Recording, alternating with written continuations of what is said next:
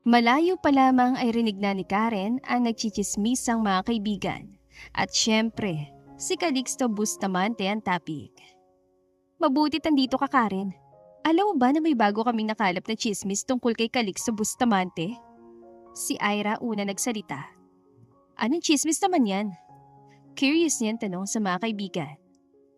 Kaya daw hanggang ngayon single pa rin si Calixto. Dahil isa itong bakla. O di ba nakakagulat? Sayang, type mo pa naman yun di ba?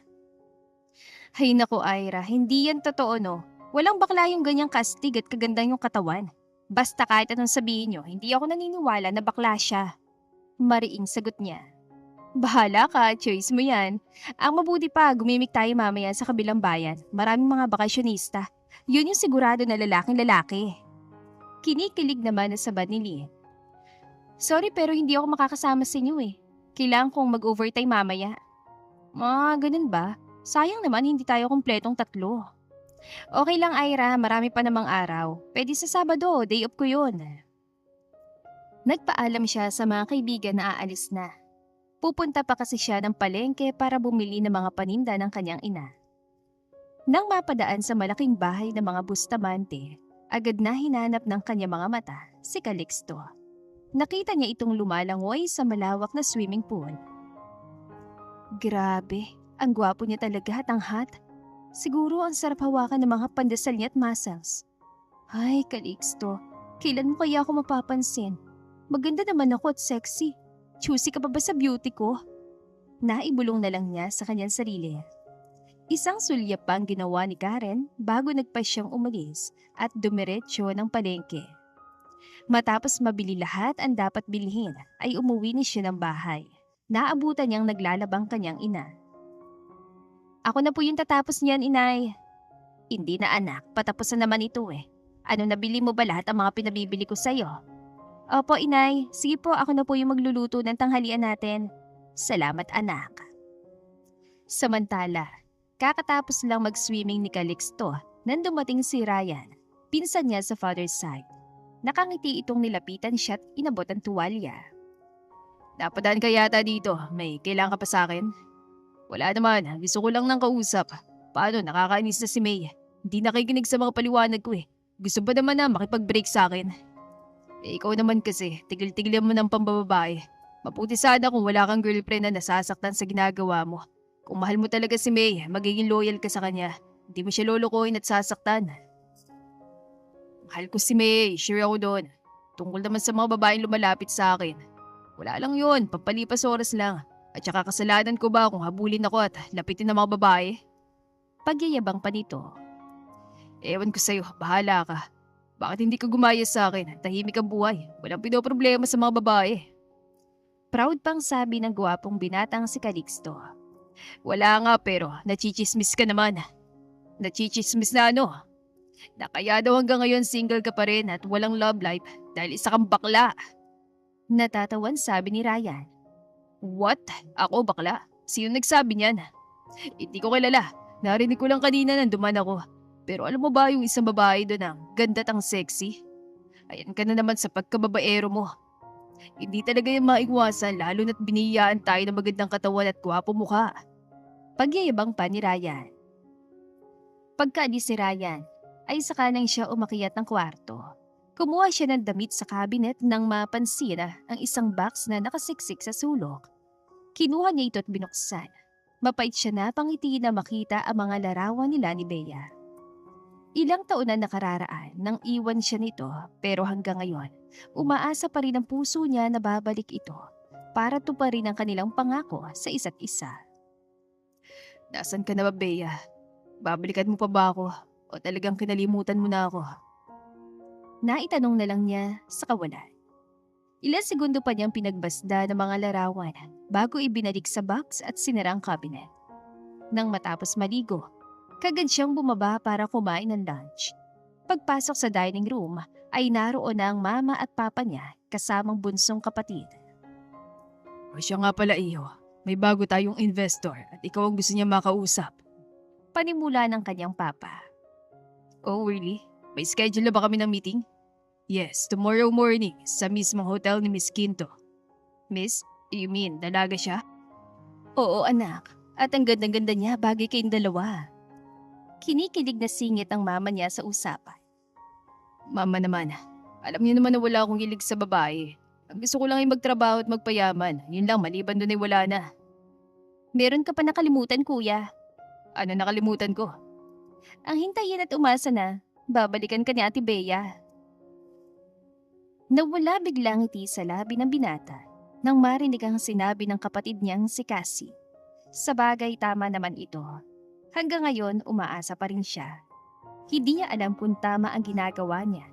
Baka mamaya, siya lang itong umaasa sa wala. Anak, kalimutan mo na si Bea. Ilang taon na lumipas pero hanggang ngayon hindi ka pa rin niya binabalikan.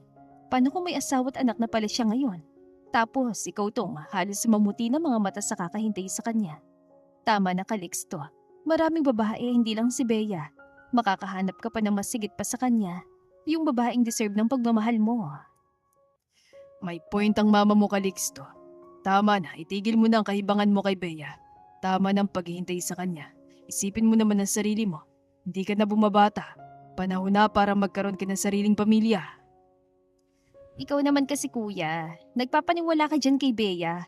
Kung totoong babalikan ka niya, dapat noon pa. Kaya kung ako sa'yo, maligo ka na sa iba. O di kaya si Miss Quinto na lang yung ligawan mo. Malalim siyang napabuntong hininga. May point ang mama at papa niya, maging ang kapatid. Bakit nga ba nagpapakatanga siya sa isang pangako na wala namang katiyakan? Sa isang pangako na maraming taon ang nagdaan. Siguro nga tanga siya, kaya heto siya ngayon, malungkot at umaasa sa wala. Mahal ka namin anak. Ang gusto namin ay maging masaya ka. Huwag mo sayangin ang mga oras sa pwede ka maging masaya. Dagdag pa ng ina. Alam ko naman yun. Salamat sa inyong lahat. Hayaan niyo simula ngayon kakalimutan ko na si Bea at ibabaling na lang sa ibang pagtingin ko. Ganyan nga anak. At saka matanda na kami ng mama mo. Gusto na naming makita magiging mga apo namin sa'yo. Napakamot siya bigla sa ulo. Kinabukasan, nakipag-meeting siya kay Miss Quinto. Tama ang sabi ng mama niya. Maganda ito at sexy. Masarap itong kausap at hindi na uubusan ng idea. Ito ang tipo ng babae na gugustuhin ng karamihan na makasama araw-araw. Napagalaman niyang single pa ito at no boyfriend since birth. Bukod sa striktong parents, ay pihikan din ito sa mga lalaki. Okay lang ba sa'yo na yayain kita bukas ng gabi para mag-dinner? Sure, what time? 7 p.m. Sunduin na lang kita sa inyo kung ayos lang sa'yo. Sure, no problem. Ang paglabas sila ni Miss Quinto ay nasundan pa ng nasundan. Ayos naman itong kasama pero hindi niya nakikita ang sarili. Naliligawan ito at magiging nobya. Hanggang kaibigan lang ang kaya niyang ibigay. Maliban doon ay wala na. Kaya naman nagpasya siyang tapatin na ang babae. Mabuti na lang at hindi ito mahirap kausap. Pero inamin nito na nahulog ang loob sa kanya. Dahil doon ay nakaramdam siya ng kauntang guilt. Ano ka ba naman Calixto? Ang ganda-ganda at napaka-sexy ni Miss Quinto. Pinakawalan mo pa. Kung ako yun, nako, ewan ko lang. Sabay kagatlabi ni Ryan. Magkaiba tayo Ryan. Ayoko lang makipag-relasyon sa taong wala naman ako nararamdaman. Sinubukan ko naman na papasukin siya sa puso ko pero wala talaga. Kasi nga hanggang ngayon si Bea pa rin na mahal mo, ang hinihintay mo. Ay nako Calixto, kung ganyan ka ng ganyan talagang tatanda kang binata. Ano bang dapat kong gawin para makalimutan si Bea? Una, ibaling mo sa ibang pagmamahal mo. Pangalawa, humanap ka ng babaeng masigit pa kay Bea. Yung babaeng mahal na mahal ka at hindi ka iiwan. Pangatlo, yung babaeng deserve ang pagmamahal mo. Yung babaeng makokontento sa'yo. At ang pang-apat, yung babaeng hindi ka iiwan. Sasamahan ka sa lahat ng bagay. Walang hiya. Ang galing mong mag-advise ha. Naman, ako pa ba? Wala ka yatang bilib dito sa pinsan mong gwapo. Samantala, kakagaling lang ni Karen sa trabaho nang maisipan niyang dumaan sa mall. Bigla niya kasing naalala na birthday na ng kanyang ina sa darating na Friday. Wala pa siyang regalo sa ina. Ang balak niya ihahanda nito ng kahit maliit na salo-salo. Yun kasi ang ika-60th birthday nito. Papasok na siya sa department store nang makitang isang pamilyar na lalaki na walang iba kundi si Calixto Bustamante, ang kanyang ultimate crush. Oh my, nandito siya. Kailangang mapansin niya ako. Ito na yung pagkakataon para mapansin niyang beauty ko. Kinikilig niyang kausap sa sarili. Dahan-dahang nilapitan ng dalaga si Calixto at nang malapit na siya, ubod ng lakas itong binangga dahilan upang matumba silang dalawa sa malamig na sahig. Nakapatong siya ngayon kay Calixto. Talaga namang amoy na amoy niya ang mamahalin nitong pabango na napaka-masculine ang dating. Naalala niya bigla ang sinabi ng mga kaibigan. Tama siya, hindi bakla si Calixto. Imposibleng maging bakla ang isang Calixto Bustamante. Wala sa tindig nito ang pagiging bakla. Kamutikan pang mapatili si Karen na magsalita ito. Buong buo ang boses na lalaking lalaki. May sinasabi ka? Nauutal niyang tanong. At sabi ko, hindi ka ba naasiwa sa posisyon natin? Doon lang niya napansin na nakapatong pala siya kay Calixto. Mabilis ang kilos at tumayo siya at humingi ng sorry. Nawala kasi sa isip niya. Paano ba naman? Sobrang gwapo talaga nito sa malapitan. Naku, sorry talaga na wala sa isip ko na. Na nakapatong ka sa akin kasi gusto mo yung posisyon natin, right? Hindi ah. Namumulang deny niya. Ninisian siya nito sabay iling. Okay, sabi mo eh. Hanggang sa makauwi na ng bahay ay hindi pa rin mawala-wala ang ngiti sa labi ng dalagang si Karen. Bagay na napapansin ng gitang kanyang ina. Aba, mukhang masaya ngayon ng anak ko ah. May maganda ba nangyayari at abot universe ang ngiti mo? Wala naman po inay. Nakita ko lang sa mall si Calixto. Ayon, kaya naman pala. Bakit anak, pinansin ka na ba ng crush mo? Hindi lang pinansin inay. Kinausap niya pa ako. Abay, good news yan anak. Pero huwag mong kakalimutan na mayaman si Calixto at tayo mahirap lang ha. Imposibleng magkagusto ang mayaman sa katulad natin. Kaya ngayon pa lang, pag-aralan mo na siyang kalimutan. Seryosong sabi ng kanyang ina. Bakit naman hindi pwedeng magkagustong mayaman sa mahirap? Wala namang batas na nagsasabi na bawal magmahalan ng mayaman at mahirap. Meron anak, at ang mayayaman mismo ang naglagay ng batas na yon. Nalungkot siya bigla. Naisip niya siguro nga'y panahon na para kalimutan si Calixto. Walang patutunguhan ang nararamdaman niya. Masasaktan lang siya. Habang maagay kailangan na niyang kalimutan si Calixto. Araw ng Sabado, dahil day off kaya nagkayayaan silang magkakaibigan na gumimik. Nagtungo sila sa bagong bukas sa disco bar. Hoy Karen, may bago kaming chismis sa'yo. Ay naku Ira, baka si Calixto na naman yan at sasabihin mong bakla siya. Naiiling yan sabi. Tumpak! Ganito kasi yon. May nakakita kay Calixto sa park na nagja-jogging tapos may kasamang gwapong lalaki. Alam mo ba kung anong ginagawa nila? Ano? Pinupunasan ni Calixto ng pawis si lalaki. Tapos ito pa, ang lagkit ng tinginan ng dalawa. Kaya kung ako sa'yo, maniniwala na ako na bakla talaga si Calixto. Alam nyo, mahirap mag-judge ng tao lalo na't hindi tayo sigurado kung sakali man na bakla talaga siya. Ayos lang yun. Wala tayong magagawa, yun yung pinagkaloob sa kanya ng Panginoon. Pero kung ako yung tatanungin, ang sagot ko, imposible. Malabong maging bakla si Calixto. Ayaw mo lang maniwala kasi nga gusto mo siya nga ni. Ganito na lang, para mapatunayan natin kung bakla siya o hindi. Akitin mo siya. Kapag bumigay sa pang-akit mo, ibig sabihin, hindi siya bakla. Pero kapag tinagihan ka niya, isa lang ibig sabihin nun girl. Totoong bakla siya. Ano? Aakitin ko si Calixto? Bakit naman ako? Turo ni Karen sa sarili. Malamang ikaw, alangan naman kami ni Lynn hindi naman namin type si Calixto no? Hindi ko kaya. Wala bang ibang paraan para mapatunayan natin na mali kayo ng inaakala sa kanya? Wala. Ang akitin si Calixto, yun yung pinakamagandang gawin. Ano, game ka ba ha Karen? Hindi ko kaya yun Lynn. Oo, gusto ko si Calixto, pero yung akitin siya, hindi ko kayang gawin yun. Madali lang yun, ganito kasimple. Uminom ka muna ng ilang basong alak para may tapang kang harapin siya at gawin yung mission mo. O diba, ang bilis lang. Pero Ira, paano? Pupuntahan ko ba siya sa bahay nila? Malamang. Alang naman siya yung pumunta sa inyo, di hindi ka nga yabet, diba? Aray naman. Sige na, pag-iisipan ko. Sasabihan ko na lang kayo kapag gagawin ko na. Okay, bibigyan ka namin ng 2 days para magawa yung mission mo ha. Right, Lynn? Oo, tama si Ira. 2 araw sapat na yun para magawa yung mission mo. Nang makauwi ng bahay, ay nahiripan siyang makatulog sa kakaisip sa hamon sa kanya ng mga kaibigan. Kaya ko bang gawin yon? Ang akitin si Calixto? Diyos ko naman parang hindi ko talaga kaya. Nakakahiya, nakakainis naman. Ay, napasubo tuloy ako sa dalawang yun. Bahala na nga kung ano yung kakahinatnan. Basta ang mahalaga, mapatunayan ko sa kanila na hindi bakla si Calixto. Tinignan niya ang orasan. Malapit ng mag-12 midnight. Bumangon siya at bumaba diretso sa kusina. Binuksan niya ang ref nila.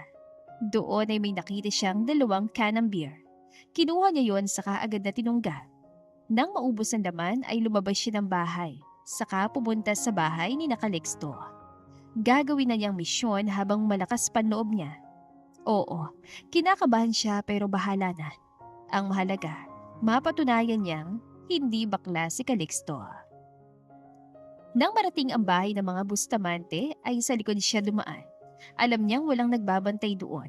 Bagamat kinakabahan sa ginagawa, ay kailangan niyang lakasan ng loob. Nang makapasok ay agad umakyat si Karen para hanapin ang kwarto ni Calixto. Ang alam niya ay nasa bandang dulo iyon sa kanan at hindi nga siya nagkamali. Bukas ang pintuan. Kitang-kita niyang nakahiga si Calixto. Kung hindi siya nagkakamali ay tulog na ito. Sa bagay, anong oras na rin naman, siya na lang yata ang nag-iisang gising sa mga oras na yon. Maingat niya itong nilapitan. Pinagbasdan niya doon ang taglay nitong kagapuhan. Na talaga namang kahit abutin pa siya ng umaga sa kakatunghay dito, hindi siya magsasawa. Nagawi ang tingin niya sa labi nitong kay lambot at kay sarap halikan. Patawarin mo ako sa gagawin ko ha. Gagawin ko to para patunayan na hindi ka bakla. Na nagkakamali sila ng iniisip sa'yo. Basta kahit anong mangyari, maging bakla ka man o tunay na lalaki. Gusto pa rin kita. Kausap niya sa tulog na si Calixto. Samantala, naramdaman naman ni Calixto na may mga matang nakamasid. Maingat niyang idinilat ang mga mata. Nakita niyang isang babaeng nakatayo at nakatingin sa kanya. Maganda ang babae, maputi at matangkad. Pamilyar ito pero hindi lang niya matandaan kung saan niya ito una nakita. Who are you? Napatras ng babae nang magsalita si Calixto. Sorry kung naistorbo ko yung tulog mo. Ako pala si Karen, nakatira sa kabilang kanto malapit sa waiting shed. Hindi ko tinatanong kung tagasan ka. Paano ka nakapasok dito? Anong kailangan mo? Duman ako sa likod ng bahay niyo. Ikaw yung kailangan ko. Sorry sa ginagawa ko. Ginagawa ko lang naman to para patunayan sa mga kaibigan ko na hindi totoo na ano? Na hindi ka bakla. Sabi ko sa kanila imposible na maging bakla ka kasi ang hahat at ang yummy mo tapos lalaking-lalaki yung kilos mo. Pero hindi sila naniniwala sa akin eh. Kaya ayun, hinamon nila ako na akitin ka para mapatunayan kung bakla ka nga ba o hindi. Nagulat si Karen nang tumawa si Calixto, sabay turo sa sarili nito. Ako, bakla. Saan niyo naman nasagap ang balitang yan? Alam niyo ba na paninirang puri yan? Pwede ko kayong idemanda at kasuhan ng, Hoy, teka lang! Hindi ako kasali ha, sila lang. Pinagtatanggol nga kita sa kanila eh. Whatever. Umalis ka na bago pa ako tumawag ng security guard at ipadampot ka. Alis! Teka, hindi ako pwedeng umalis hanggat hindi ko nagagawa yung mission ko. Ano bang mission? Ang akitin ako, yung ba ha? Oo. Sorry, hindi mo ako maaakit. Hindi kita type. Bakit naman hindi mo ako type? Maganda naman ako at sexy. Tsaka virgin pa ako, no? Napataas biglang isang kilay ni Calixto. Birhen pa daw ang babae at mukhang gusto nitong ibigay sa kanya ang pagkababae nito. Wala akong pakialam kung virgin ka man. Ang gusto ko umalis ka na bago pa ako tumawag ng security. Ngunit hindi siya pinakinggan ng babae. Sa halip ay sinimulan nitong magubad. Pakiramdam niya ay tumigil ang paghinga niya nang masilayan ang maputi at makinis itong buhok. Napalunok siya nang wala sa oras. Hanggang sa sunod itong hinubad ang pang-ibabang kasuotan. Hanggang sa tanging maliit at tabing na lamang ang tumatakip sa mismong diamante nito. Dahan-dahan itong lumapit hanggang sa magdikit ang kanilang mga katawan. Naaamoy niyang mabango nitong hininga na tumatama sa mukha niya. Ang kining mo ko, Calixto Bustamante. Patunayan mo sa akin na totoong lalaki ka talaga. Ngayong gabi, sayong-sayong katawan ko. Halikan mo ko, Calixto. Dalhin mo ako sa langit. Hindi ako tututol kahit anong gawin mo sa akin ngayong gabi. Dahil sa sinabi ng babae, ay nawala siya sa tamang pag-iisip.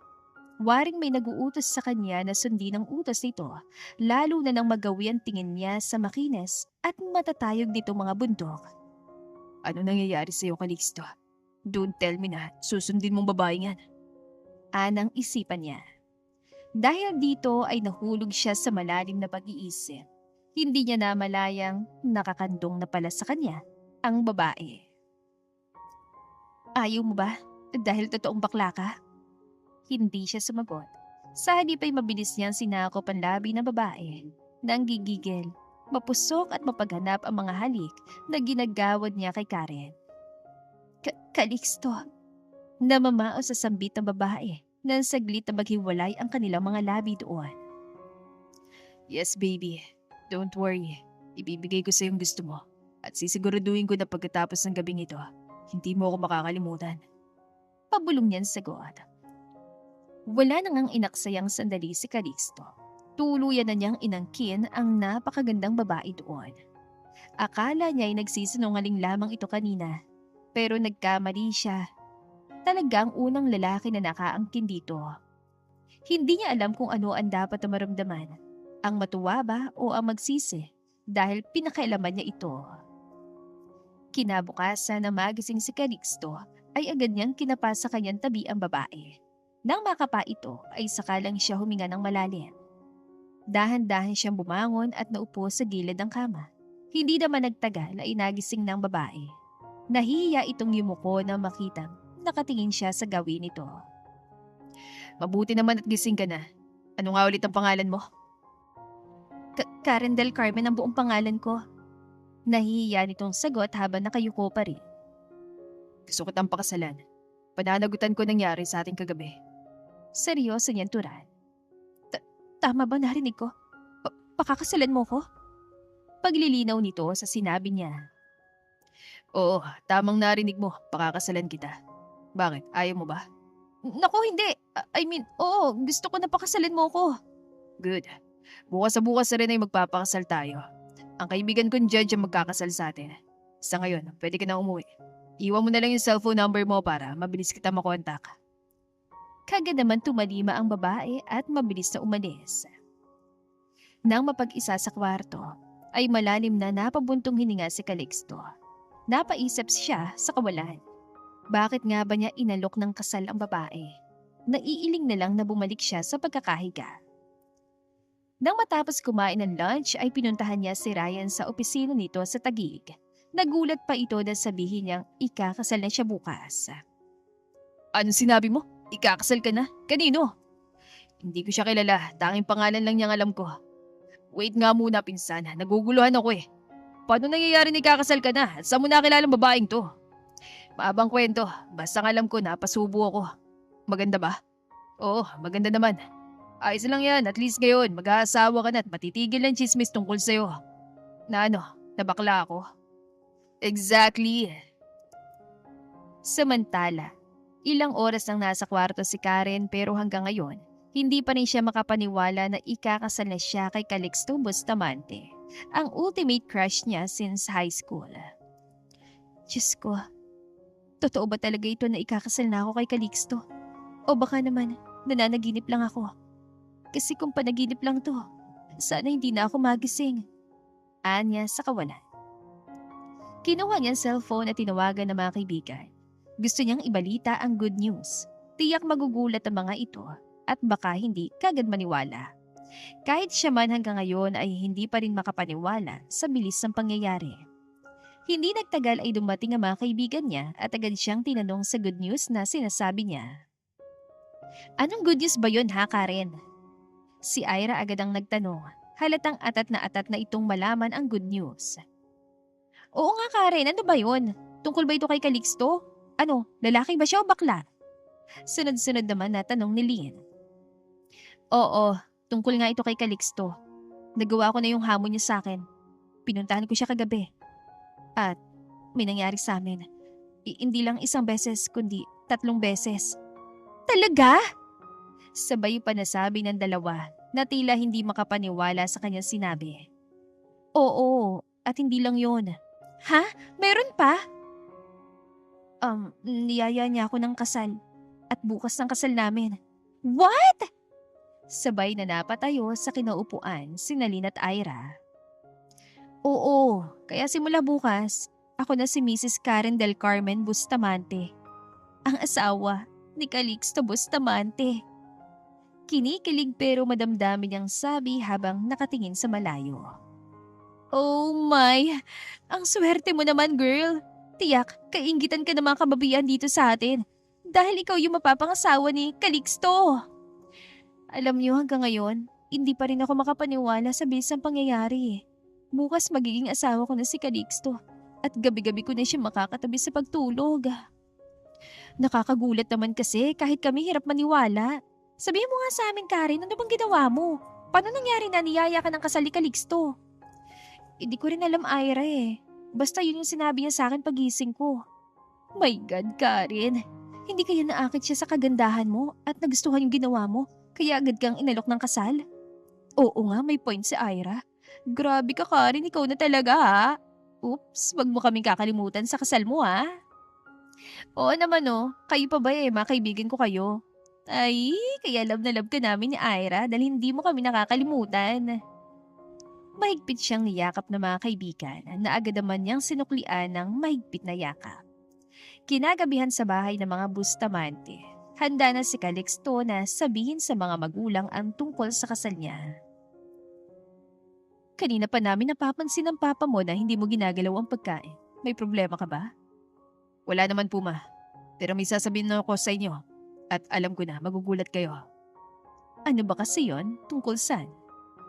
Nako iyo, wag mo kaming pinapakaban ng mama mo. Ano ba yon? Sabihin mo na sa amin. Oo nga kuya, pasuspense ka rin eh. Huminga muna ng malalim si Calixto bago nagsalita. Ma, pa, ikakasal na ako bukas. Ano? Kanino? Sabay na tanong sa kanya ng mga magulang. Oo nga kuya, kanino ba? Imposible naman kay Bea wala naman siya dito. Hindi rin kay Miss Quinto kasi hindi mo siya type. Kay Karen Del Carmen. Karen? Parang ngayon ko lang narinig sa iyong pangalang Karen, iho. Dati mo ba siyang classmate sa college? Empleyado ba sa kumpanya natin? Ano bang trabaho niya? Hindi ko siya kilala, mama. Pero taga rito lang siya malapit sa atin. Ano? Magpapakasal ka sa babaeng hindi mo naman kilala? Napataas bigla ang boses ng papa niya. Wait, kuya. Ang sabi mo Karen Del Carmen yung pangalan at taga dito lang malapit sa atin? Yes. Kilala mo ba siya ha, Cassie? I'm not sure pero may kilala ko na Karen, yung anak ni Aling Alice. Maganda siya, sexy, maputit, mahaba ang buhok. Saglit niyang inalala ang babae at tumugma sa description ng kapatid. Sa tingin ko, siya nga yung tinutukoy mo. My gosh, kuya, paano nangyari na magpapakasal kay ni Karen? Oo nga anak, ikwento mo sa amin ang mama mo para maunawa namin. Hindi yung ganito na naguguluhan kami at nangangapa. Kung bakit bigla ng pagpapakasal mo sa babaeng hindi mo naman pala kilala. Nakakahiyaman at weird, ay lakas loob pa rin niyang ikinuwento sa mga magulang ang totoong nangyari. Maya-maya pa ay narinig niyang nagtatawanan ng mga ito sabay tingin sa gawin niya. Hey, wala nakakatawa sa kwento ko. Sabay kamot ang binata sa kanyang ulo. Anong wala kuya? Meron kaya? Tignan mo kuya sa sobrang obsessed mo kay Bea, babae na yung gumawa ng paraan para puntahan ka sa kwarto mo. Tama ang kapatid mo. So, anong oras bukas ang kasal niyo? Before lunch, ma. Sila yun lang yung magkakasal sa amin. Ano? Hindi pwede. Dapat bongga. Isang beses ka lang ikakasal, kaya dapat sa simbahan ito ganapin. Right, honey? Baling ng ginang sa asawa. Tama ang mama mo. Wag muna bukas. Sa Sunday na lang kayo magpakasal. Kami nang bahalang magayos ang kasal niyo. Ang gagawin niyo lang ay mag-relax at kilalanin ang isa't isa. Tama. Bukas ng umaga, sunduin mo siya sa kanila para dito na siya kumain ng lunch nang makilala namin siya. Pero mama, huwag ka nang tumutol kuya. Ako na yung susundo bukas kay Ate Karen. Tignan mo to si kuya mama hanggang ngayon lutang pa rin. Alam mo ikaw kanina ka pa eh. Akala mo ba hindi ko napapansin na kanina ka pa sabad sa usapan namin? Naiinis yan Turan sa kapatid pero tinawanan lamang siya nito. Siyempre, kapatid mo ako at gusto kong mga alam sa love life mo. Sa tingin ko, bahagi naman kay na Ate Karen. Yun nga lang ang tanong, matiis kaya niyang ugali mo? Isang beses ka pang magsalita kasi, hindi mo magagamit ang kotse mo. Banta niya sa kapatid na ikinatawa lang nito. Kinabukasan ay si Cassie na nga ang pumunta sa bahay ni na Karen para sunduin ito. Habang hinihintay ni Calixto ang pagdating ng mga ito ay nag-swimming muna siya. Makalipas ang kalahating oras ay narinig niya ang pagbukas ng gate. Una niya nakitang kapatid habang nasa likuran naman si Karen. Pinasadahan niya ng tingin ng babae mula ulo hanggang talampakan. Maganda nga ito sa maliwanag. Siguro na nagbuhos ng kagandahan ay sinalo nito lahat. Tumikim siya ng sunod-sunod para ipagbigay alam na naroon siya. Sa wakas, tumingin ito sa gawin niya at nagtamang kanilang mga mata. Kagaditong nag-iwas ang tingin sa kanya na ikinailing naman niya. Umahon siya sa pool at nilapitan ng dalawa. Sige na Cassie, iwan mo na kami. Mag-uusap lang kami saglit. Sure, kuya. Sige Ate Karen mamaya na lang tayo magkwentuhan. Mahaba pa naman yung oras. Sige Cassie, salamat ulit. Nang maiwan silang dalawa sa gilid ng swimming pool, ay namayani ang mahabang katahimikan. Pakiramdam ni Calixto ay nakikiramdam ang babae. Dahil dito ay siya nang bumasag sa katahimikan. Ayaw niyang maramdaman ito na maging siya man ay nakikiramdam din. Pinapunta kita dahil gustong makilala ng parents ko. At sabihin na Sunday na lang tayo magpakasal. Hindi sa judge kundi sa simbahan mismo. Yan kasing gusto nila. Sige, ayos lang. Ang mahalaga naman ay matuloy yung kasal natin. Great. So Karen, ilang taon ka na tanong trabaho mo? 26. Manager ako sa pabrika ng mga sapatos. Oh, I see. Gusto ko pagkatapos sa ating makikasalay, sa bahay ka na lang. Ayos lang pa sa'yo yun? Ayos lang naman. Kaya lang kawawa naman yung mga magulang ko. Tinutulungan ko sila sa mga gastusin sa araw-araw eh. At saka may 2 kapatid pa ako na nag-aaral ng high school. No problem. Ako nang bahala sa mga magulang mo. At ako na rin ang sasagot sa pag-aaral ng mga kapatid mo. Talaga? Yes. Pero nakakahiya sa mga magulang mo. Siguro magtatrabaho na lang ako. Huwag kang mag-alala. Aasikasuhin pa rin naman kita kahit na nagtatrabaho ako. Kung ano sinabi ko, yun yung masusunod. Hindi mo kailangang mahiya sa akin dahil magiging asawa mo na ako. Pero Calix, wala nang pero-pero. Kung ano yung sinabi ko, yun yung masusunod. Understand? Tumangot ang one dalaga. Oo, sabi ko nga. Good girl. Sa pagkainan ay panay naman ang tanong ng mga magulang niya kay Karen tungkol sa buhay nito. Tahimik lamang na nakikinig doon si Calixto. Nang matapos kumain ay niyaya ng kanyang ina si Karen na mag-tea sa living room. Nakamasid lang siya sa mga nangyayari. Hapon na nang ihatid niya si Karen sa bahay ng mga ito. Wala sana siyang balak na ihatid ito, ngunit mapilit ang mama niya. Pasensya ka na sa bahay namin, medyo maliit Hindi katulad sa inyo. Maupo ka muna, tatawagin ko lang si inay para makilala mo. Hindi na siguro, bukas na lang may lakad pa kasi ako pagkatapos ko dito. Pagsisinungaling niya sa dalaga. Ganun ba? Sayang naman hindi mo makikilala sila inay. Malungkot itong turay. It's okay, marami pa namang araw eh. Makikilala ko rin sila bago tayo ikasal. So paano, alis na ako. Salamat sa pagpaunlak mo sa mga magulang ko Tumango si Karen bilang tugon. Pag-alis si Calixto, siya namang pagpasok ng ina niyang si Alice.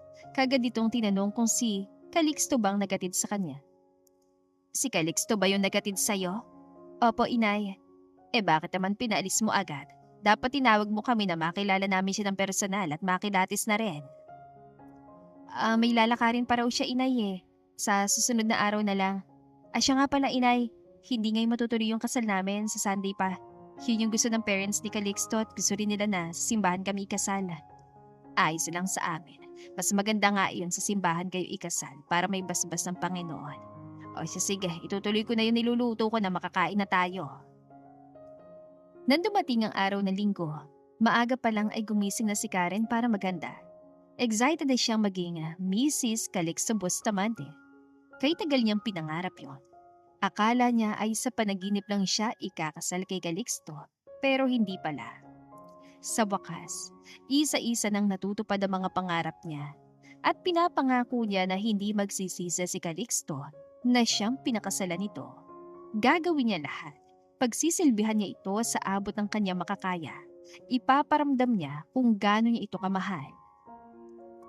Alas 7 ng umaga, nang dumating sa kanilang bahay ang makeup artist na mag-aayos sa kanya. Pagandahin mo ka ng bonggang-bongga, madam ah. Gusto ko maging magandang-maganda sa paningin ng asawa ko. Maganda ka na, sister. Kaya light makeup lang yung gagawin ko sa'yo para lalong lumabas yung natural beauty mo. Anang bakla sa kanya. Nang matapos ayusan ay nagbihis na rin siya. Ayaw niyang paghintayin na matagal sa simbahan si Calixto. Eksaktong alas 9 ng umaga nang umalis sila ng bahay. Tamang-tama lamang iyon dahil alas 10 ang simula ng kanilang kasal. Sa simbahan, lakad dito, lakad doon. Iyon ang ginagawa ni Calixto habang hinihintay si Karen. Kagad naman siya nang nilapitan ni Ryan at niyayang umupo sa mga upuan na naroon. What happened? Kanina ko pa napapansin na panay ang lakad mo. Ako yung nahihilo sa ginagawa mo. Hindi ko alam kung tama ba na ituloy ang kasal na ito. Napasubo lang ako, Ryan. Hindi ba ako handa na lumagay sa tahimik lalo na't hindi ko naman mahal ang babaeng pakakasalan ko. Wala ka ng chance para umatras. Ang laki ng ginastos sila tita para lang sa kasal mo. At saka okay naman si Karen. Tingin ko sa kanya mabait at hindi mahirap mahalin. Ang gawin mo na lang ay pag-aralan siya mahalin. Paano, Ryan? Alam mo na hanggang ngayon si Bea pa rin yung nandito sa puso ko. Kahit anong gawin ko, hindi siya mawala-wala dito Kaya nga ituloy mong kasal at pag-aralan mong mahalin si Karen. Yun ang maganda mong gawin para makalimutan mo si Bea. Kasi hindi ka na babalikan ni Bea. Ikaw na lang tong si tanga na hanggang ngayon umaasa pa rin sa wala. Hindi siya nakakibo sa sinabi ni Ryan. Tama naman ito. Tanga siya. Kahit gustong-gusto niyang kalimutan si Bea ay hindi naman niya kayang gawin. Marahas siyang bumuntong hininga at sinabi sa sarili na bahala na. Paninindigan na lang niya ang pagiging asawa kay Karen. Sana nga'y matutunan niya itong mahalin para makalaya na siya sa kahapon ni Bea. Hindi nagtagal ay dumating na si Karen. Hinintay niyang makababa ito sa kotse. Halos lumuwa mga mata niya doon nang makita kung gaano kaganda ang bride niya. Grabe, Calixto. Ang ganda ng bride mo. Yan ba yung ayaw mong pakasalan? Maganda pa nga siya kay Bea. At saka pag hindi mo yung pinakasalan, tiyak maraming lalaki maliligaw dyan. Bulong ni Ryan sabay tapik sa balikat niya. Yeah, you're right. Yun na lang ang naisagot niya sa pinsan. Nang matapos ang kasal, ay dumiretso na silang lahat sa kanilang bahay kung saan ang venue ng reception. Tahimik lamang silang dalawa sa biyahe. Walang may gustong magsalita. Pinagsaguan ni Calixto mga mata sa mukha ni Karen. Kay amo nga akong titignan, parang hindi makabasag ng pinggan. Sa tingin niya ay mabait naman ito. Mainhin din kung kumilos pero hindi niya nakikita ang sarili na mai-inlove sa babaeng pinakasalan.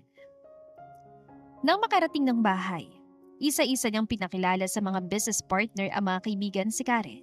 Huli niyang pinakilala si Karen kay Ryan. Masaya ako na makakilala ka, Karen. Salamat at dahil sa iyo may asawa na ngayon tong pinsan ko na pihikan sa babae. Sabay ngise sa kanya.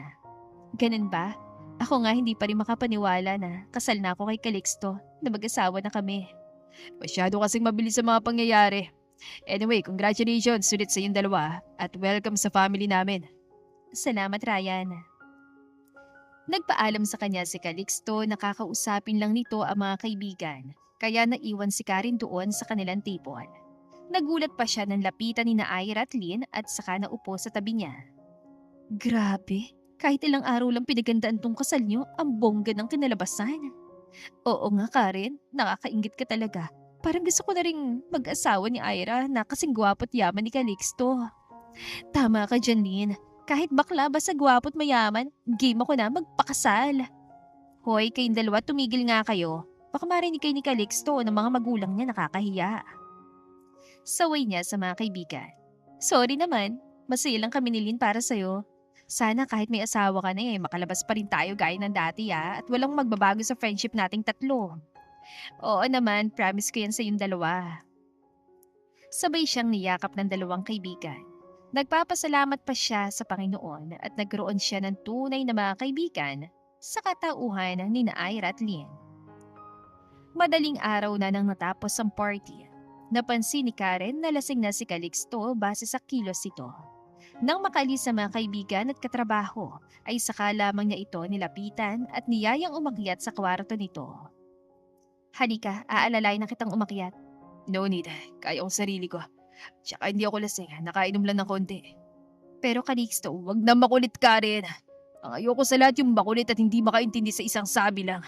Kung gusto mo na magkasundo tayo, sumunod ka sa mga sinasabi ko. Pasensya na Calixto. Hayaan mo, tatandaan ko yung mga sinasabi mo. Nakayuko niyan sabi. Good. Mabuti na yung malinaw para hindi tayo magkaproblema. Nauna na itong umakyat. Samantalang siya naman ay naiwan sa living room. Naupo sa mahabang sofa na naroon at tahimik na umiiyak.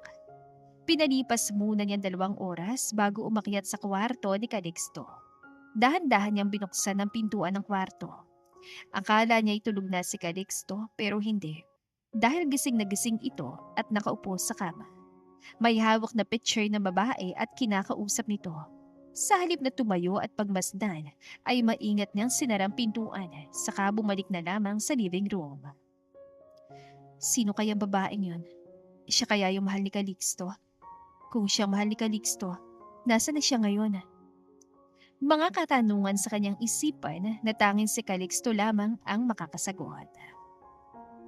Dala ng matinding pagod at antok, kaya naman hindi niya namalayan na nakatulog na pala siya sa sofa. Naalimpungatan na lang si Karen ang gisingin ng isang kasambahay. Pasensya na ma'am kung ginising kita. Bakit dito kayo natulog? Hindi ko kasi namalayan na nakatulog pala ako dito. Teka, anong oras na ba? 5:00 na po ng umaga. Gusto yung magkape? Hindi na po, mamaya na lang. Sige, aakyat na ako sa kwarto ni Calixto. Salamat sa pagising sa akin.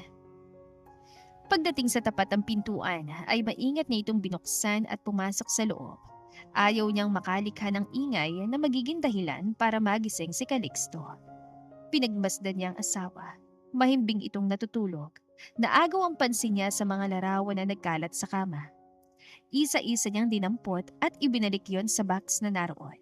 Bago isarang box, pinagmasdan muna niya mga larawan.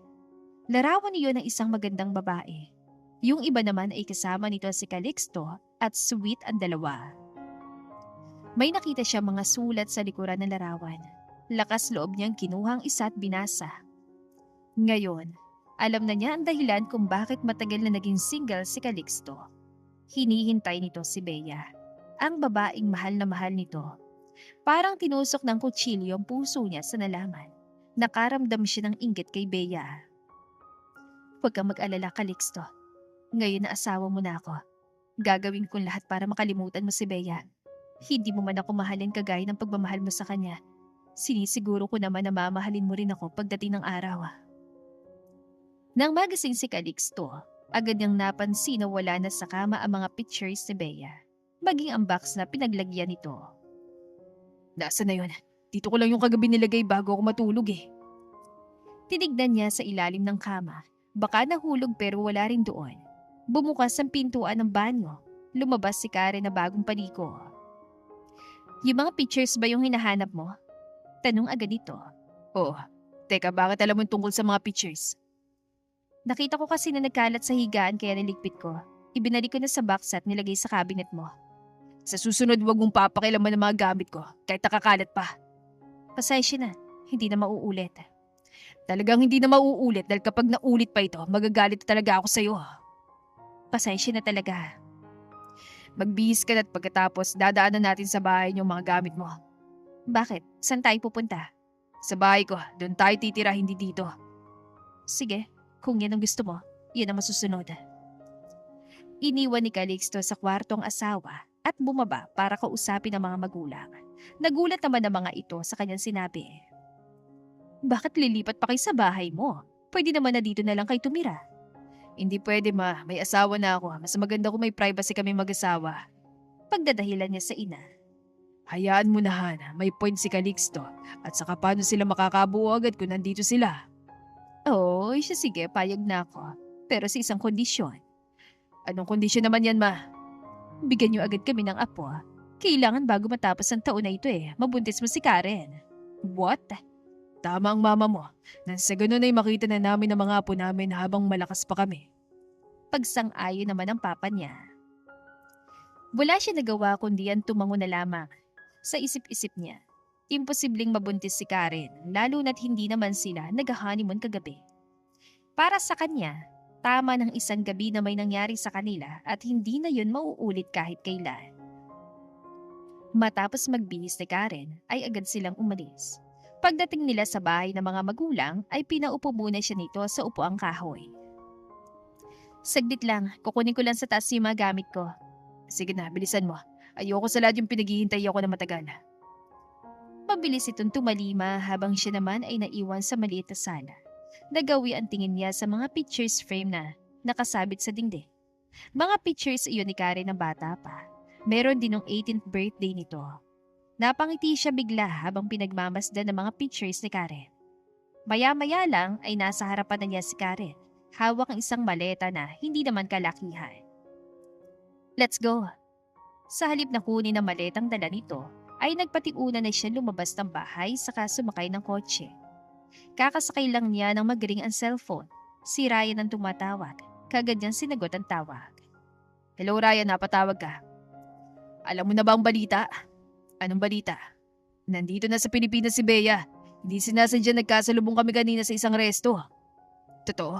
Nandito si Bea? Oo, hindi nga lang kami nagkausap ng matagal kasi nagmamadali kami. Kung gusto mo, punta mo sa kanila para makapag-usap kayo. Pero ipapaalala ko lang sa iyo may asawa ka na kaya umayos ka. Hindi siya nakapagsalita sa huling sinabi nito. Pinatay niya ang tawag at nahulog sa malalim na pag-iisip. Hindi niya namalayang nakasakay na pala si Karen at nakatingin sa kanya. Napansin siguro nito ang pananahimik niya. Bakit ngayon ka pa bumalik, Bea? Kung kailan may asawa na ako. Kung alam ko lang na babalik ka, sana hindi ko na tinuloy ang kasal namin ni Karen.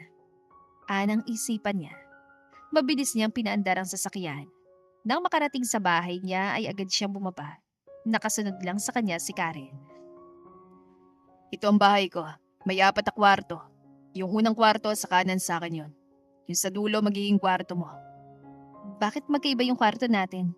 Mag-asawa na tayo at mag-asawa ay share ng kwarto. Mag-asawa baka mo? Lilinawin ko lang Karen Mag-asawa lang tayo sa papel. Pinakasalan kita dahil may nangyari sa atin. Kaya sana huwag kang magangad ng higit pa sa kasal. Wala na akong may bibigay sa'yo. Makontento ka na lang kung anong meron ka ngayon. Pasensya na, Calixto. Ayusin mo na mga gamit mo. Aalis ako, huwag mo na akong hintayin pa. Teka, iiwan mo ako dito. Saan ka pupunta? Hindi ko obligasyon na sabihin sa'yo kung saan ako pupunta. Basta uuwi ako kung kailan ko gusto. Dali-dali niyang iniwan si Karen at bumalik sa garahe. Pagkasakay sa kotse ay agad niya itong pinaandar ng mabilis. Pupuntahan niya si Bea. Kailangan nilang mag-usap. May mga bagay siyang gustong malaman galing kay Bea dahil iyon ang magiging daan para mapanatag ang kanyang isipan. Kaagad siyang nag-doorbell nang marating ang bahay nila Bea. Pinagbuksan naman siya ng guard. Nandiyan ba si Bea? Sino po sila, sir? Pakisabi si Calixto. Sandali lang po, sir. Tatawagin ko lang si Ma'am Bea. Thanks. Habang hinihintay ang pagbaba ni Bea, ay kinalma muna niyang sarili. Gusto niyang maging matatag sa kanilang pagkaharap. Maya-maya ay nakarinig siya ng mga yabag na papalapit sa kanya. Dahan-dahan siya lumingon. Halos tumigil ang pagtibok ng puso niya na makita si Bea. Matapos sa maraming taon, sa wakas, muli niyang nasilayan ang babaeng pinakamamahal. Ngumiti ito na makita siya. Bea. Nauutal niyang sambit sa pangalan ng babae. Calixto. Finally, you're back. Ano nangyari, Bea? Bakit ngayon ka lang bumalik? Mahabang kwento, Calixto. Siguro sa loob na lang natin pag-usapan. Okay. Pumasok sila sa loob ng bahay. Naupo siya sa katapat mismo ni Bea. Nakita niyang panay ang hinga nito ng malalim. Pwede mo na bang sabihin sa akin kung ano nangyari sa'yo sa Canada? Kung bakit hindi ka nagparamdam sa akin? Patawarin mo ko, Calixto. Kung bigla akong nawala at hindi na sa'yo nagparamdam, hindi ko yan ginusto. Anong dahilan, Bea? May iba ka na ba doon? May kapalit na ba ako sa puso mo? Wala kang kapalit. Hanggang ngayon mahal na mahal pa rin kita. Ikaw pa rin yung nagmamay-ari ng puso ko. Kung totoo ang sinasabi mo, bakit ka bigla nawala? Bakit natiis mo ako na maraming taon? Dahil na aksidente ako. Ilang taon ako nakomatos. Nang magising ako, wala akong maalala kahit sila mama, hindi ko sila makilala. Epekto yun na mahabang panahon ng pagkakakoma. God, bakit hindi sinabi sa akin ng mama mo? Para napuntahan kita at naalagaan sana. Sinubukan ni mama pero naisip niya na may sarili ka ring buhay. Kaya nagpasya siyang itago na lang sa'yo nangyari sa akin. Na magising ako, lahat ng mga sulat may binigay sa akin ni mama.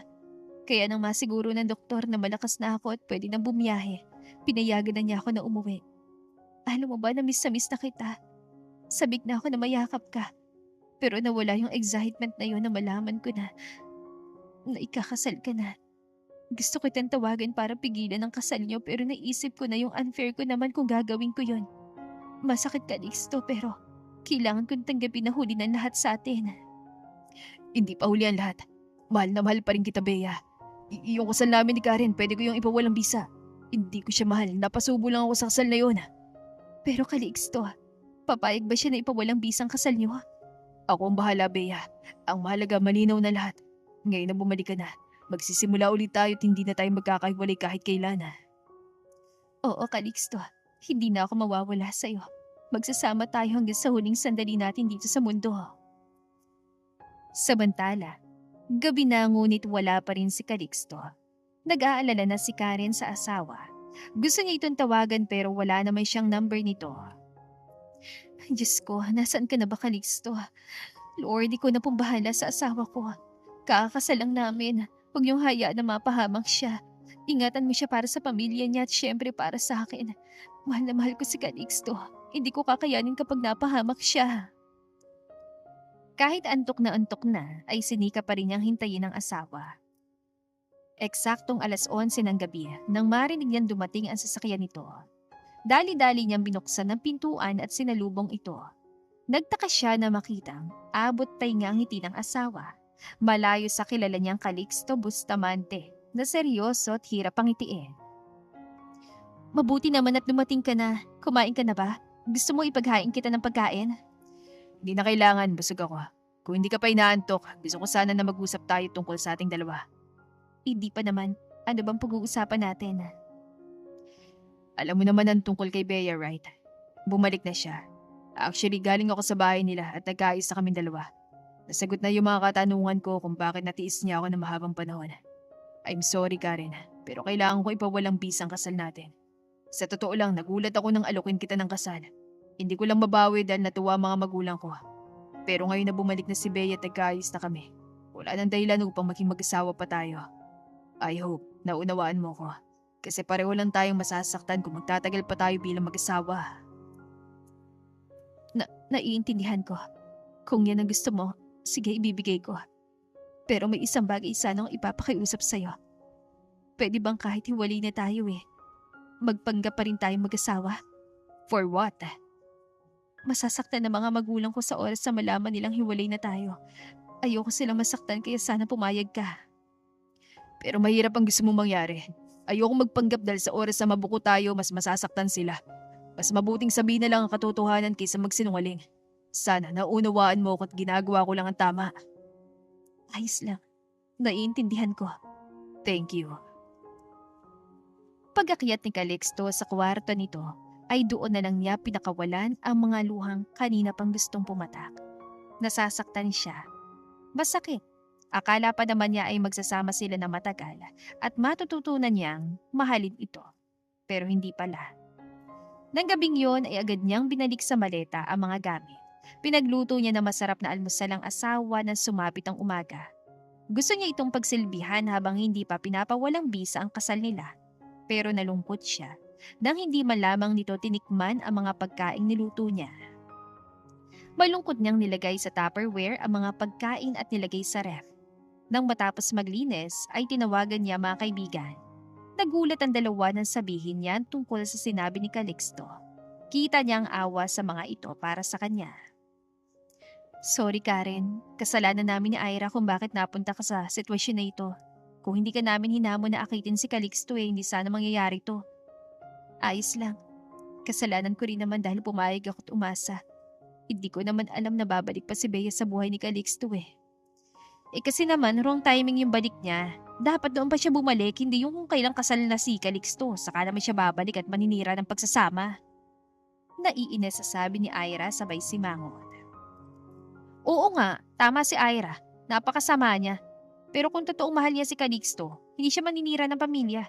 Dapat maging masaya na lang siya pero hindi. Ay naku, kaloka. Hayaan niyo na. Sila naman talaga yung nagmamahalan. Kaya dapat lang na sumaya silang dalawa. So, ano nang plano mo ngayon? Susulitin ko na lang yung mga araw na kasama si Calixto. Dahil sa oras na mapawalang bisa yung kasal namin, wala nang chance para makasama ko siya. Iyon nga ang ginawa ni Karen. Todo asikaso at alaga niya si Calixto pero pakiramdam niya ay baliwala lang sa lalaki ang mga effort na ginagawa niya. Papasok ito na maaga sa opisina at uuwi ng hating gabi. Halos hindi na nga sila magkita. Pero ayos lang. Ang mahalaga, umuuwi pa rin ito sa kanya. Isang umaga, nagising si Karen na masama ang pakiramdam. Nahihilo at parang bumabaliktad ang sikmura. Sa kagustuhan na pagsilbihan na araw-araw ang asawa, ay pinilit niyang bumangon at dahan-dahan na nagluto. Nang matapos sa pagluluto, ay siya namang pagbaba ni Calixto. Nakaligo na ito't nakabihis. Ang umagaw ng pansin niya, ang maletang hawak nito. Bakit may maleta kang dala? Magbabakasyon kami ni Bea sa Tagaytay ng 1 linggo. Ganun ba? Kahit gusto niyang pigilan si Calixto ay hindi niya magawa. Baka ipamukha lang nito sa kanya na wala siyang karapatan. Mapait siyang ngumiti at tumango. Katulad ng mga nakaraang araw, hindi na naman ito kumain. Ayaw talaga nitong tikman ang mga niluluto niya. Na makaalis si Calixto, ay agad niyang niligpit ang mga pagkain at nahiga. Gusto niyang matulog para makaramdam ng kapayapaan at kaginhawaan. Pagsapit ng hapon, naisipan niyang dalawin ang kanyang inay. Tuwang-tuwa ito na makita siya. Salamat naman anak at dinalaw mo ko. Kumusta ka na? Kumusta ang pagsasama yun ni Calixto? Maayos naman po inay. Kayo dito? Maayos din. Teka, ipagluluto kita ng paborito mong adobong manok na pinatuyuan. Wow, gusto ko yun inay. Tulungan ko na kayo. Nako, hindi na. Dito ko na lang sa sala at manood ng TV. Sige po inay, salamat po. Samantala sa opisina, magkausap sina Calixto at Ryan. Sinabi niya sa pinsan ng balak nilang pagbabakasyon ni Bea. What? Magbabakasyon kay ni Bea? Bakit si Bea? Anong bakit si Bea? Anong gusto mo? Si Karen ang isama ko? Oo, siya yung asawa mo. Siya dapat yung kasama mo. Remember, ilang araw pa lang kayong kasal. Hindi nga kayo nag-honeymoon eh. Alam mo naman ang dahilan, di ba? At saka nandito na si Bea. Malinaw na sa akin kung bakit hindi siya nagparamdam. Maraming taon na nasayang sa aming panahon na para sumaya kami. What do you mean? Ipapawalang bisa kung kasal namin ni Karen. Actually, kinausap ko na siya sa bagay na yan at pumayag na siya. Ikaw lang tong OA mag-react. Sa tingin mo talaga okay lang sa kanya. Paano kung hindi? Na pinipilit lang niya maging okay sa harapan mo pero totoo, masakit sa loob niya. Sa tono ng boses mo, parang sinasabi mong huwag kong hiwalayin si Karen at siyang piliin ko hindi si Bea. Tama ba ako, Ryan? Oo, dahil yun yung tama, Calixto. Pakawalan mo na si Bea, si Karen ang piliin mo dahil siya yung asawa mo. Napabuntong hininga siya at nahulog sa malalim na pag-iisip. Pag-isipan mong mabuti ang mga sinabi ko bago ka magpasya. Pero kung sa tingin mo tama ka, edi gawin mo ang makapagpapasaya sa'yo. Pagkagaling sa opisina, ay dumiretso na siya sa bahay ni Bea. Nakangiti siya nitong pinapasok sa loob. Gusto mo ba ng juice? No thanks. Siya nga pala, nakapag-impake ka na ba ng mga dadalhin mo? Oo, kanina pa. Anong oras tayo alis? Ngayon na ako, ready ka na. Kahapon pa ako handa. Excited na ako na makasama ka, Calixto. Namiss ko yung dati nating mga ginagawa eh. Ako din, Bea. So tara na? Bumiyahe nga sila patungong Tagaytay at nag-check-in sa isang hotel. Normal lang naman sa kanila ang mag-share ng kwarto at kama. Ang totoo niyan, maraming beses nang may nangyari sa kanila ni Bea. Kung tutuusin, kasal na lang talaga ang kulang at mag-asawa na sila. Habang magkatabi sila ni Bea ay sumagi bigla sa isipan niya si Karen. Ang mga ginagawa nitong effort para sa kanya. Ang pag-aasikaso at pagiging mabuting asawa na hindi niya masuklian. Nasa ganoon siyang isipin nang maramdaman ang mainit na labi ni Bea sa kanyang batok, habang ang isang kamay ay gumagapang pababa doon sa kanya. Bea, stop. Pigil niya sa kamay ng babae. Why? Mali ito. Hindi tayo dapat nandito. Anong sinasabi mo? Hindi ko maintindihan. May asawa ko at mali na lokohin ko siya. Oo, hindi ko siya mahal pero asawa ko pa rin siya. Akala ko ba maayos ang usapan natin? Bakit ngayon biglang nagbagong isip mo? Na-realize ko na mali itong gagawin natin. I'm sorry, Bea, pero ayoko maging unfair kay Karen. Mabuti siyang tao, mabuting asawa sa akin. Unfair naman kung lolokohin ko siya. Yun lang ba talaga? O nahuhulog ng loob mo sa Karen na yon? I don't know. Basta isa lang yung alam ko ngayon. Hindi deserve ni Karen ang lokohin. Masakit sa akin to, Calixto. Umasa ako sa mga sinabi mo, pero hindi naman pala matutupad. Sa bagay, tama ka. Hindi deserve ni Karen ang lokohin. Sorry kung hinila kita sa sitwasyon na ito. Sorry kung bumalik ako para lang guluhin ang pagsasama niyo. Hindi yan totoo, Bea. Nagkataon lang na huli ng lahat para sa atin. Pero masaya dahil binalikan mo ko. At inupad mo yung pangako mo sa akin. Ako din, Calixto. Masaya. Pinunasan ni Bea ang luha sa kanyang mga mata. O siya, bago pa tayo magkaiyakan bumalik na tayo ng Maynila. Ayos lang sa'yo. Hindi ka pa ba pagod sa biyahe? Ayos lang, sa biyahe na lang ako iidlip. Thanks, Bea. Samantala, nagising bigla si Karen na makarinig ng ingay na nanggagaling sa baba. Kinakabahan siyang bumangon at bumaba. Nagulat siya na makita si Calixto na nakatayo at nakatingin sa kanilang wedding picture na nakasabit sa dingding. Bumalik ka. May nakalimutan ka ba? Wala akong nakakalimutan. Pero naalala ko, may asawa ko na iniwan dito. Sorry, Karen, kung binala kitang iwan. Nang nasa Tagaytay na ako kanina, doon ko lang na-realize na dapat hindi kita iniwan dito mag-isa. Okay lang yon. Ang mahalaga masaya ka na. Nakasama mo si Bea. Wala na kami ni Bea. Tinapos ko na lahat sa amin. Ang gusto ko ngayon ay magsimula ng panibagong yugto kasama ka, Karen. Gusto kitang mas makilala pa. Malay mo one day, mainlove ako sa'yo. Sa ngayon, hayaan mo muna ako na mag-adjust hanggang sa masanay ako. Anong sinasabi mo? Sorry, hindi ko maintindihan. Hindi ko na itutuloy ang annulment natin. Ituloy na natin ito para makilala natin ang bawat isa. Hayaan mo kung naligawan ka. Seryoso ka? Ako liligawan mo? Oo, Karen, seryoso ako. Liligawan kita hanggang sa pareho nating mahalin ang isa't isa. Sa tanang buhay ni Karen, ngayon lang siya kinilig ng bonggang-bongga at dahil yon kay Calixto. Hi, I'm Calixto Bustamante. And you are?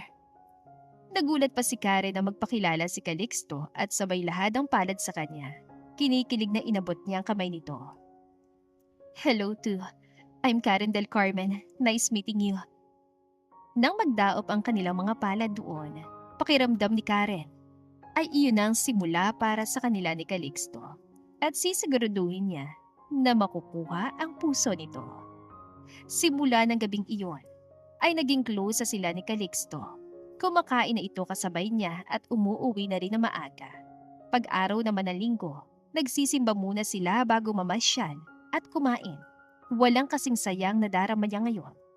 Araw ng Sabado, nakaramdam na naman ng pagkahilo si Karen. Nag-aalalang nilapitan siya ni Calixto at hinawakan sa noo. Ano kaya kung dali na kita sa ospital para malaman natin kung bakit panay kang nahihilo? Suwestyon ito. Hindi na kailangang mawawala din to mamaya. Teka, bakit hindi ka pa pumapasok sa opisina? Tanghali na Hindi ako papasok. Hindi kita pwedeng iwan na ganito yung kalagayan. Kung ayaw mong magpatingin sa doktor, babantayan na lang kita hanggang sa bumuti na yung pakiramdam mo. Naku, hindi na. Pumasok ka na. Mas kailangan ka nila doon. Kaya ko na yung sarili ko. Huwag na matigas ang ulo. Magpahinga ka na dyan. Magluluto lang ako ng lunch natin. Marunong ka magluto? Aba, syempre naman Baka mamaya may inlove ka pa sa akin kapag natikman mo yung luto ko. Matagal na akong in love sa'yo. Kailan mo nalaman na in love ka sa akin? Nang araw na kitang unang makita sa labas ng bahay niyo. Simula nun, inaabangan na kita araw-araw. Kaya nang sinabi ng mga kaibigan ko na bakla ka, todo tanggol kita sa kanila. Sabi ko, imposible na maging bakla ka. Pero kung sakali mo na bakla ka, wala pa rin magbabago sa pagmamahal ko sa'yo. Bakit naman hindi ka naniniwala na bakla ako? Hindi ko rin alam. Basta yun yung nararamdaman ng puso ko eh. At tama naman ako, di ba? Kaya ba pumayag ka sa hamon nila sa'yo? Oo. At idagdag pa na mahal talaga kita. Kaya gusto kong ibigay sa'yo yung sarili ko. Hindi ka mahirap mahalin, Karen. Ikaw ang tipo ng tao na madaling mahalin. Mabait at mapagmahal ka, kaya nakuha mo agad ang puso ko. Ako? Nakuha ang puso mo? Oo, asawa ko. I love you, Karen. Araw-araw kong patutunayan sa'yo na mahal kita. Totoo bang sinasabi mo? Ako mahal mo? Oo, Karen. Totoo yun. At galing yan dito sa puso ko. Gusto ulit kitang pakasalan at ipagmalaki sa buong mundo. Hindi na malaya ni Karen ang pagturo ng mga luha na agad namang pinunasan ng asawa. Hindi siya makapaniwala na mahal na siya ni Calixto. I love you, Karen. Mahina nitong sabi sapat upang marinig niya. Mas mahal kita, Calixto. Ikaw lang lalaking mamahalin ko habang ako'y nabubuhay dito sa mundong ibabaw. Wala siya nakuhang sagot galing kay Calixto. Sa halip, mainit itong labi ang naramdaman niyang lumapat sa labi niya. Ilang sandali pa ay palalim na ng palalim ang kanilang paghahalikan, hanggang sa ang simpleng halik ay nauwi sa mainit na pagtatalik. Pagkatapos silang kumain ng lunch ay nagtungo sila sa klinik.